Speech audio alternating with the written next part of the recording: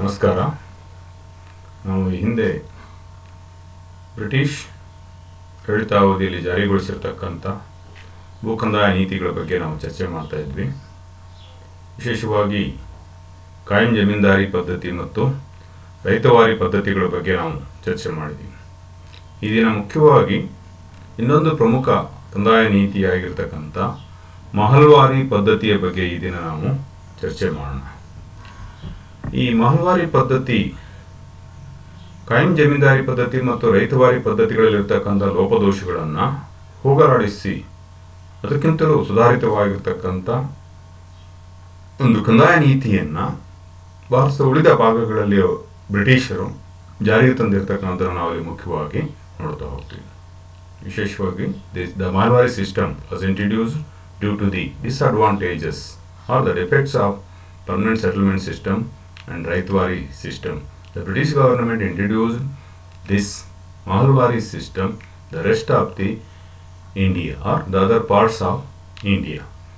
This system was introduced by Lord Mackenzie in 1822. ಮೊಟ್ಟಮೊದಲ ಬಾರಿಗೆ ಇದನ್ನು 1822ರಲ್ಲಿ ಹಾರ್ಡ್ ಮೆಕಂಜಿ ಎಂಬುವರು ಇದನ್ನು ಬಾಂಬೆ ಪ್ರೆಸಿಡೆನ್ಸಿಯಲ್ಲಿ ಜಾರಿಗೆ ತಂದಿರತಕ್ಕಂಥ ನೋಡ್ತಾರೆ. Later on lord William Bentinck, the Governor General of India, introduced this Mahalwari system of land revenue in 1833. ಆ ನಂತರದಲ್ಲಿ 1833ರಲ್ಲಿ Lord William Bentinck governor general ಆಗಿರ್ತಕ್ಕಂಥ ಲಾರ್ಡ್ ವಿಲಿಯಂ ಬೆಂಟಿಂಗ್ ಇದನ್ನು ವಿಶೇಷವಾಗಿ ಉಳಿದ ಭಾಗಗಳಲ್ಲಿ ಇದನ್ನು ವ್ಯಾಪಕವಾಗಿ ಜಾರಿಗೆ ತಂದಿರತಕ್ಕಂಥದ್ದು ನಾವು ನೋಡ್ತಾ ಹೋಗ್ತೇವೆ.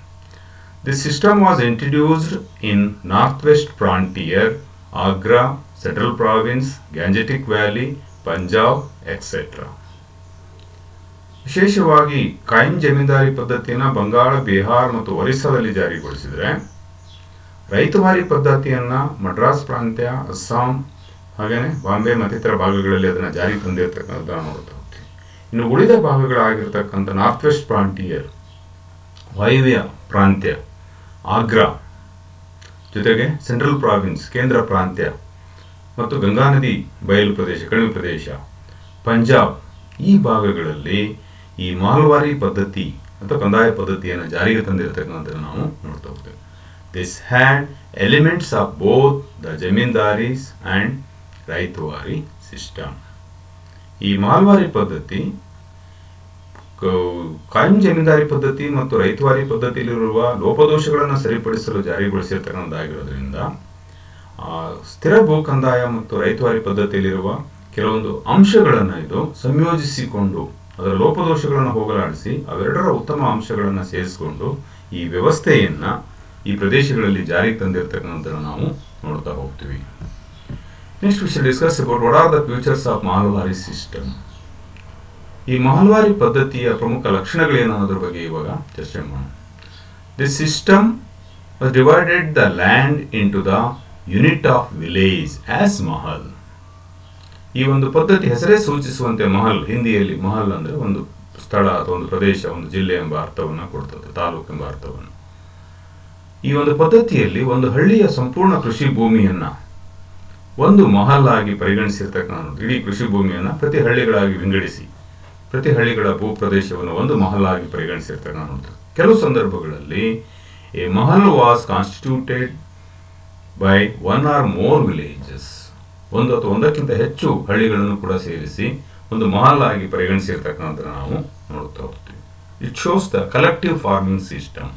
ಇದು ಒಂದು ಕಲೆಕ್ಟಿವ್ ಅಥವಾ ಸಾಮೂಹಿಕ ಬೇಸಾಯ ಪದ್ಧತಿಗೆ ಒಂದು ಉದಾಹರಣೆಯನ್ನಾಗಿ ನಾವಿಲ್ಲಿ ನೋಡ್ತಾ ಹೋಗ್ತೀವಿ. The tax was assessed on the mahal. ಇಡೀ ಒಂದು ಗ್ರಾಮದ ಭೂಮಿಯ ಮೇಲೆ, ಒಟ್ಟು ಭೂಮಿಯ ಮೇಲೆ ಕಂದಾಯವನ್ನು ನಿಗದಿಪಡಿಸಲಾಗ್ತಿತ್ತು. Each individual farmer gave his share. ಪ್ರತಿಯೊಬ್ಬ ರೈತನು ಕೂಡ ತನ್ನ ಕೃಷಿ ಭೂಮಿಯ ಪಾಲನ್ನು ಅಥವಾ ಕೃಷಿ ಭೂಮಿಯ ಕಂದಾಯದ ಪಾಲನ್ನು ನೀಡಬೇಕಾಗ್ತಿತ್ತು. There also ownership rights were with the peasants. ಈ ಒಂದು ಪದ್ಧತಿಯಲ್ಲಿ ರೈತರೇ ಭೂಮಿಯ ಮಾಲೀಕರಾಗಿರ್ತಕ್ಕಂಥದ್ದು ನಾವು ನೋಡ್ತಾ ಹೋಗ್ತೀವಿ. Revenue was collected by the village headman or the village leaders. ಇಡೀ ಕೃಷಿ ಭೂಮಿಯ ಒಂದು ಹಳ್ಳಿ ಅಥವಾ 2-3 ಹಳ್ಳಿಗಳ ಕೃಷಿ ಭೂಮಿಯನ್ನು ಒಂದು ಯೂನಿಟ್ ಆಗಿ ಒಂದು ಘಟಕವನ್ನಾಗಿ ಕೃಷಿ ಘಟಕವನ್ನಾಗಿ ಪರಿಗಣಿಸಿ ಕಂದಾಯವನ್ನು ನಿಗದಿಪಡಿಸಿ ಪ್ರತಿಯೊಬ್ಬ ರೈತರೂ ಕೂಡ ತಮ್ಮ ಪಾಲನ್ನು ಕಂದಾಯದ ಪಾಲನ್ನು ನೀಡುವುದರ ಮೂಲಕ ಸಹಕರಿಸಬೇಕಾಯಿತು. ಒಂದು ರೀತಿ ಸಾಮೂಹಿಕ ಬೇಸಾಯದ ಲಕ್ಷಣಗಳನ್ನು ಒಳಗೊಂಡಿರ್ತಕ್ಕಂಥದ್ದು ನಾವು ನೋಡ್ತಾ ಹೋಗ್ತೀವಿ. ಅದರ ಕಂದಾಯ ವಸೂಲಿಯ ಜವಾಬ್ದಾರಿಯನ್ನು ಹಳ್ಳಿಯ ಮುಖ್ಯಸ್ಥನಿಗೆ ಅಥವಾ ಹಳ್ಳಿಯ ಮುಖಂಡನಿಗೆ ಅದನ್ನು ನೀಡಿರ್ತಕ್ಕಂಥದ್ದನ್ನು ನಾವು ನೋಡ್ತೀವಿ. ಇಡೀ ಹಳ್ಳಿಯ ಒಬ್ಬ ಮುಖಂಡನಿಗೆ ಅದನ್ನು ಜವಾಬ್ದಾರಿಯನ್ನು ವಹಿಸಿರ್ತಕ್ಕಂಥದ್ದು. It introduced the concept of average rents for different soil classes. ಇದು ವಿಶೇಷವಾಗಿ ಕೃಷಿ ಭೂಮಿ ಎಲ್ಲ ಕಡೆ ಒಂದೇ ರೀತಿ ಫಲವತ್ತತೆಯನ್ನು ಹೊಂದಿರೋದಿಲ್ಲ ಅಥವಾ ಎಲ್ಲ ಸವಲತ್ತುಗಳನ್ನು ಹೊಂದಿರೋದಿಲ್ಲ. ಆದರೆ ಸರಾಸರಿ ಆಧಾರದ ಮೇಲೆ ಕಂದಾಯವನ್ನು ನಿಗದಿಪಡಿಸಿರ್ತಕ್ಕಂಥದ್ದನ್ನು ನಾವು ನೋಡ್ತಾ ಹೋಗ್ತೀವಿ. The state share of revenue was 66% of the rental value. ಒಟ್ಟು ಕೃಷಿ ಭೂಮಿಯಲ್ಲಿ 66% ವಸೂಲಿಯಾಗಿರ್ತಕ್ಕ ಕಂದಾಯದಲ್ಲಿ ಸರ್ಕಾರದ ಪಾಲನ್ನು ನೀಡಬೇಕಾಗಿತ್ತು. The settlement was agreed upon 30 years. ಈ ಒಂದು ವ್ಯವಸ್ಥೆ ಈ ಕಾಯಂ ಜಮೀನ್ದಾರಿ ಪದ್ಧತಿಯಲ್ಲಿ ತಂದರೆ ಇಲ್ಲಿ ಕೂಡ 30 ವರ್ಷಗಳಿಗೆ ಅದನ್ನು ಸ್ಥಿರಗೊಳಿಸಿರ್ತಕ್ಕಂಥದ್ದನ್ನು ನೋಡ್ತೀವಿ, ಕಂದಾಯವನ್ನು ಸ್ಥಿರಗೊಳಿಸಿರ್ತಕ್ಕಂಥ. This system was called the modified zamindari system. ಇದೊಂದು ರೀತಿ ಸುಧಾರಿತವಾಗಿರ್ತಕ್ಕಂಥ ಜಮೀನ್ದಾರಿ ಪದ್ಧತಿಯಾಗಿರ್ತಕ್ಕಂಥದ್ದನ್ನು ನಾವು ನೋಡ್ತೀವಿ. Because the village headman virtually become a zamindar. ರೈತರೇ ಭೂಮಿಯ ಮಾಲೀಕರಾಗಿದ್ದರೂ ಕೂಡ ವಾಸ್ತವಿಕವಾಗಿ ಕಂದಾಯವನ್ನು ವಸೂಲಿ ಮಾಡ್ತಕ್ಕಂಥ ಮುಖ್ಯಸ್ಥನಿದ್ರ ಭೂಮಾಲೀಕನಾಗಿ ಕಾರ್ಯನಿರ್ವಹಿಸಿರ್ತಕ್ಕ ಯಜಮಾನನಾಗಿ ಅಥವಾ ಭೂಮಾಲೀಕನಂತೆ ಕಾರ್ಯನಿರ್ವಹಿಸಿರ್ತಕ್ಕಂಥದ್ದನ್ನು ನಾವು ನೋಡ್ತಾ ಹೋಗ್ತೀವಿ. ನೆಕ್ಸ್ಟು ಈ ಮಹಲ್ವಾರಿ ಪದ್ಧತಿಯ ಅನುಕೂಲಗಳೇನು, ಅಡ್ವಾಂಟೇಜಸ್ ಏನು ಅನ್ನೋದನ್ನು ನಾವಿಲ್ಲಿ ನೋಡ್ತಾ ಹೋಗ್ತೀವಿ. The system of land revenue acted as chief source income of British. ಈ ಮಹಲ್ವಾರಿ ಪದ್ಧತಿ ಬ್ರಿಟಿಷ್ ಸರ್ಕಾರದ ಒಂದು ಆದಾಯದ ಪ್ರಮುಖ ಮೂಲವಾಗಿರ್ತಕ್ಕಂಥದ್ದನ್ನು ನಾವು ನೋಡ್ತಾ ಹೋಗ್ತೀವಿ. ಯಾಕಂದರೆ ಇದರಲ್ಲೂ ಕೂಡ ಯಾವುದೇ ಖರ್ಚು ವೆಚ್ಚಗಳಿಲ್ಲದೇ ಹಳ್ಳಿಯ ಜನರಿಂದಲೇ ಕಂದಾಯವನ್ನು ನಿಗದಿತ ಅವಧಿಯಲ್ಲಿ ಪಡಿತಕ್ಕಂಥ ಒಂದು ವ್ಯವಸ್ಥೆ ಆಗಿದ್ದರಿಂದ ಒಂದು ಪ್ರಮುಖ ಆದಾಯದ ಮೂಲವಾಗಿರ್ತಕ್ಕಂಥದ್ದನ್ನು ನಾವು ನೋಡ್ತಾ ಹೋಗ್ತೀವಿ. The charge of collecting the revenue and paying it to the company was given to the village headman. ಇದರ ಸಂಪೂರ್ಣ ಜವಾಬ್ದಾರಿನ ಹಳ್ಳಿಯ ಮುಖಂಡ ಅಥವಾ ನಾಯಕ ವಹಿಸ್ಕೊಂಡಿರೋದ್ರಿಂದ ಸರ್ಕಾರಕ್ಕೆ ಯಾವುದೇ ಖರ್ಚು ವೆಚ್ಚಗಳಿಲ್ಲದೇನೆ ಸುಲಭವಾಗಿ ನಿಗದಿತವಾದ ಹಣ ಸಂದಾಯವಾಗಲು ಆರಂಭಿಸಿರ್ತಕ್ಕಂಥದ್ದು ನಾವು ನೋಡ್ತಾ ಹೋಗ್ತೇವೆ. Land was one of the most important source of income for the British. ಕೃಷಿ ಭೂಮಿ ಬ್ರಿಟಿಷರಿಗೆ ಒಂದು ಪ್ರಮುಖ ಆದಾಯದ ಮೂಲವಾಗಿರ್ತಕ್ಕಂಥ ನೋಡ್ತೇವೆ. Thus they used land to control the entire revenue system. ಹಾಗಾಗಿನೇ ಇಡೀ ಒಂದು ಕಂದಾಯ ವ್ಯವಸ್ಥೆಯನ್ನು ಅವರು ನಿಯಂತ್ರಿಸಲಿಕ್ಕೆ ಕ್ರಮಗಳನ್ನು ಕೈಗೊಂಡಿರ್ತಕ್ಕಂಥ ನೋಡ್ತಾರೆ. Strengthening their economic condition in India. ಆ ಮೂಲಕ ಭಾರತದಲ್ಲಿ ತಮ್ಮ ಆರ್ಥಿಕ ಸ್ಥಿತಿಯನ್ನು ಬಲಪಡಿಸಲು ಅವರು ಕ್ರಮ ಕೈಗೊಂಡಿರ್ತಕ್ಕಂಥದ್ದನ್ನು ನಾವು ನೋಡ್ತಾ ಹೋಗ್ತೀವಿ.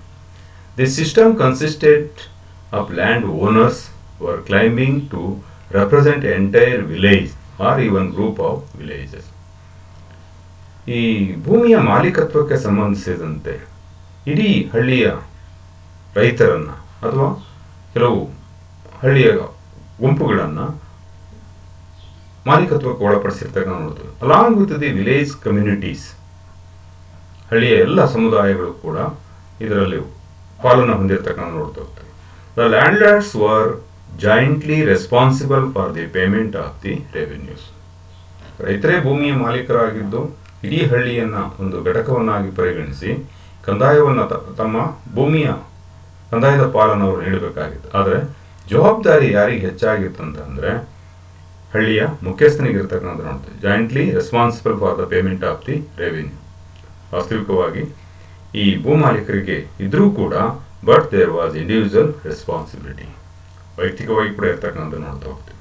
The land included under this system consisted of all land of the villages. ಇಡೀ ಒಂದು ಹಳ್ಳಿಯ ಭೂಮಿ ಅನ್ನೋದು ಒಂದು ಘಟಕವಾಗಿ ಪರಿಗಣಿಸೋದು. ಕೃಷಿ ಭೂಮಿನೋ, ಬರಡು ಭೂಮಿನೋ, ಹುಲ್ಲುಗಾವಲು ಅಥವಾ ಅರಣ್ಯ ಭೂಮಿನೋ ಗೊತ್ತಿಲ್ಲ, ಎಲ್ಲ ಕೃಷಿ ಭೂಮಿಯನ್ನು ಒಟ್ಟು ಭೂಮಿಯನ್ನು ಒಂದು ಘಟಕವಾಗಿ ಪರಿಗಣಿಸಿ ಎಲ್ಲದಕ್ಕೂ ಕೂಡ ಕಂದಾಯವನ್ನು ನಿಗದಿಪಡಿಸಲಾಗಿದೆ. Even the forest land, pastures etcetera, ಹುಲ್ಲುಗಾವಲು ಮತ್ತು ಅರಣ್ಯ ಪ್ರದೇಶಗಳು ಕೂಡ ಪರಿಗಣಿಸಲಾಗಿರ್ತಕ್ಕಂಥ ನೋಡ್ತೇವೆ. ಒಂದು ಯೂನಿಟ್ ಅಥವಾ ಮಹಲ್ನಲ್ಲಿ ಪರಿಗಣಿಸಿರ್ತಕ್ಕಂಥದ್ದನ್ನು ನಾವು ನೋಡ್ತೀವಿ.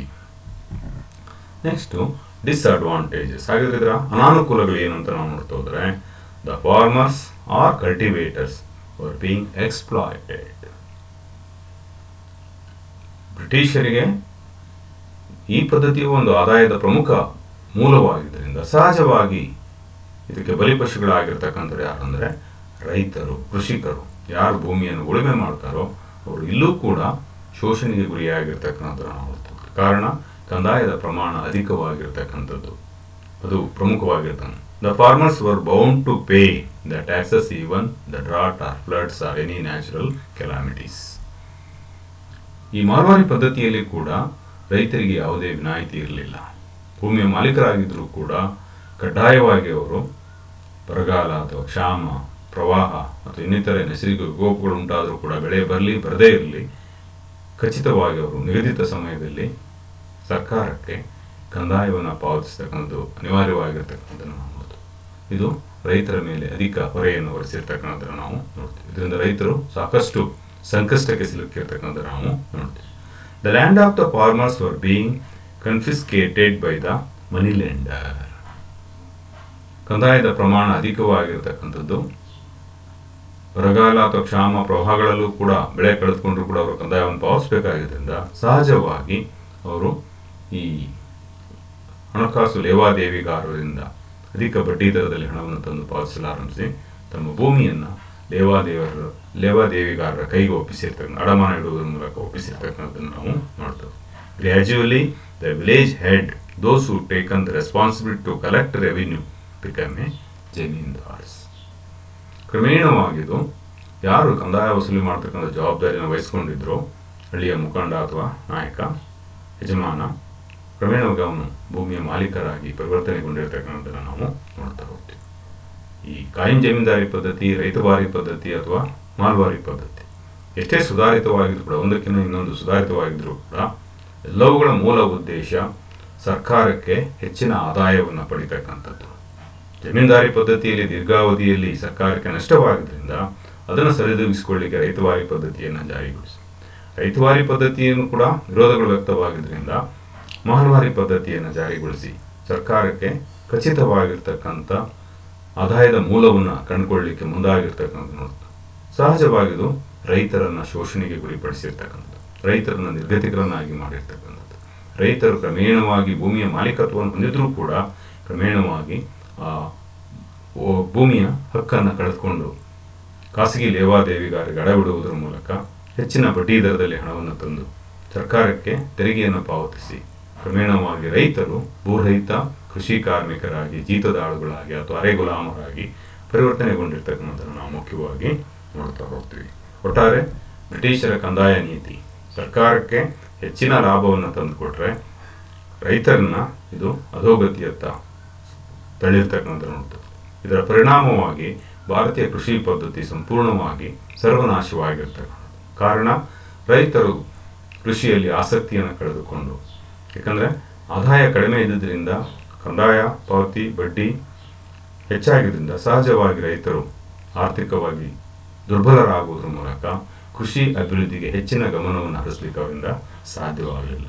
ಪರಿಣಾಮ ಭಾರತೀಯ ಕೃಷಿ ಪದ್ಧತಿ ಸಂಪೂರ್ಣವಾಗಿ ಸರ್ವನಾಶವಾಗಿರ್ತಕ್ಕಂಥದ್ದನ್ನು ನಾವು ಮುಖ್ಯವಾಗಿ ನೋಡ್ತಾ ಹೋಗ್ತೀವಿ.